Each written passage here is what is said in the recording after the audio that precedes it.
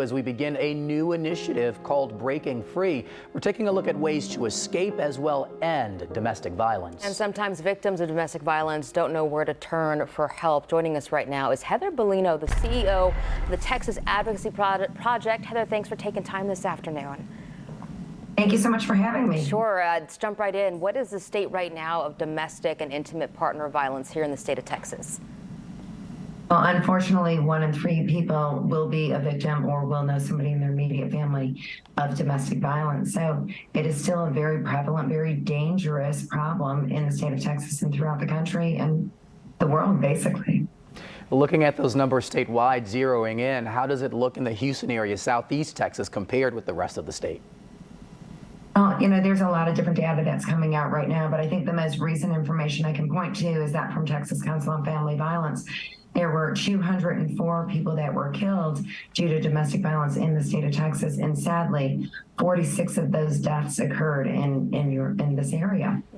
And Heather, what are the issues that Texas Advocacy Project is seeing right now? Well, Texas Advocacy Project provides free civil legal remedies for survivors of domestic and dating violence, and we are actually seeing anecdotally more dangerous and high lethality cases than we have seen in the 40 years we've been doing this work. So it is very dangerous, and it is something that we need to make sure that we have remedies for people and community resources. There in Houston, we have the great, the Harris County Domestic Violence Coordinated Council. We've got a lot of great partners that are there to support survivors.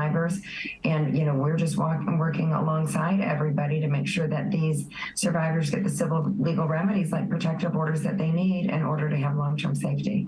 Certainly, ma'am. And as we look at some of those solutions, can you talk about the importance of making an action plan and how sometimes that might happen while you're still in the midst of that relationship? But talk about the resources to help you with that.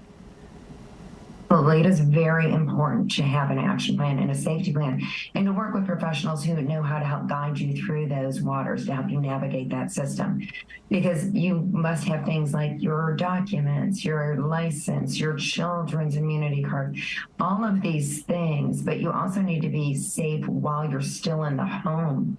So when you are feeling that there is going to be tension and that there might be an eruption of violence, where do you go in the home? Do you avoid the kitchens and the bathrooms? Do you have a clear path from all egresses, the front door and the back door, making sure that there's no furniture in the way that would block you being able to get out quickly? And also having things like safe words with people that you're friends with and members of the community so that they can be made aware that at that moment you might need additional securities and help. Heather, is there anything being done legislatively that can help nonprofits or law enforcement lower the rate of domestic violence cases? Absolutely. Every session, there are thousands of bills that are filed that are intended to help survivors of domestic and dating violence.